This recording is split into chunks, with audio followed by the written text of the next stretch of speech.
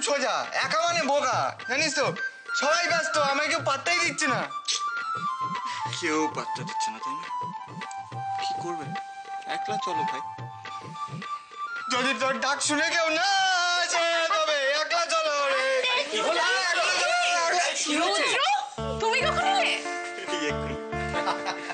বাহ, ভালো করেছো।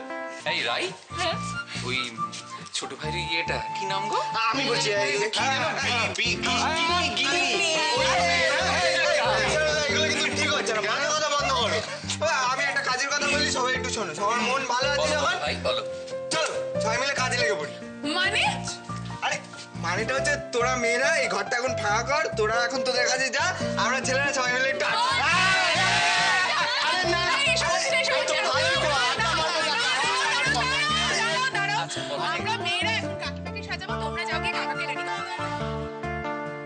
সময় মতন ছেলের বিয়ে না দিলে ও তো যাকে তাকে এনে ঘরে তুলবে।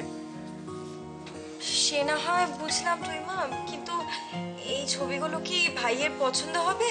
সবাই তো উচ্চ বংশের শিক্ষিতা সুন্দরী মেয়ে, আমি অনেকগুলো বেছে রেখেছি। কার বিয়ের কথা তুমি ভাবছো দিদি? তুই কিচ্ছু চিন্তা করিস না শুধু বা, সব সামলে নেব। তুই শুধু পাত্রী দেখতে যাওয়ার ব্যবস্থাটা কর।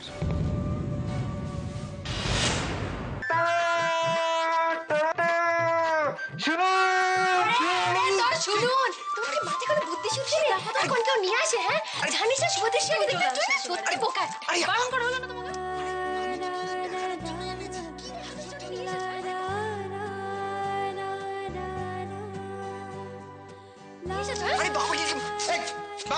কি হচ্ছে কি?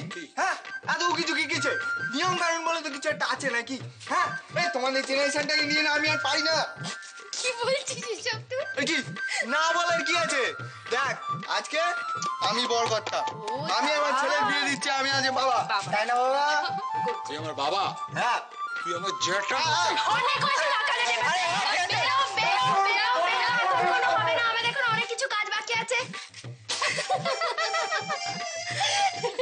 ময়ূক, তোর আর আমার লক্ষ্য কি আলাদা? এসব তুমি কি বলছো টুইমা? আমি সত্যি বলছি, আমি কিচ্ছু বুঝতে পারছি না। ময়ূক, লক্ষ্যে পৌঁছবো বলেই তো এত কিছু। টুইমা প্লিজ হেয়ালি করো না, আমার মাথায় কিছু ঢুকছে না টুইমা। যে কোনো লক্ষ্যে পৌঁছতে গেলে তার প্রস্তুতি দরকার। আপাতত অপর্ণা মৈত্রীর সাথে শান্তিপূর্ণ সহাবস্থান। মিষ্টিগুলো কিন্তু খেতেই হবে। বসো। হ্যাঁ, বসছি। আজ মনে হচ্ছে রেনি, এই ছেলেপুলেদের জন্যই নতুন করে জীবনের মানেটা খুঁজে পেলাম। আজ তবে একটা মিষ্টি খাই। একখানা কিন্তু তার বেশি নয়, খবরদার বলে দিচ্ছি। দাঁড়াও দাঁড়াও, আমি আসছি। কোথায়? আরে ঠিক তাই, তবেই দেখবে একদিন ছেলে মেয়ে জামাই, ছেলের বউ, নাতির কথাই বা বলবো না কেন, হ্যাঁ, নাতি নাতনি নিয়ে এরকম একটা দিন দেখতে পাওয়া যায়। শুধু একটু বিশ্বাস রাখতে হয় পরস্পরের প্রতি, আর একটু ধৈর্য, ব্যাস। না কাকিমা, একদম না। আজকে দিনে তুমি চোখে জল ফেলবে? আনন্দে কাঁদছি, বিশ্বাস কর। বিশ্বাস করার সারাদিন ধরে আমি ঠাকুরকে বলেছি আমি যেন জন্ম জন্ম শুধু তোর কাকাকে স্বামী হিসেবে পাই। আমার আর কিছু চাওয়ার নেই। আমি ঠাকুরকে সবসময় বলি, ঠাকুর বোধহয় নিজেও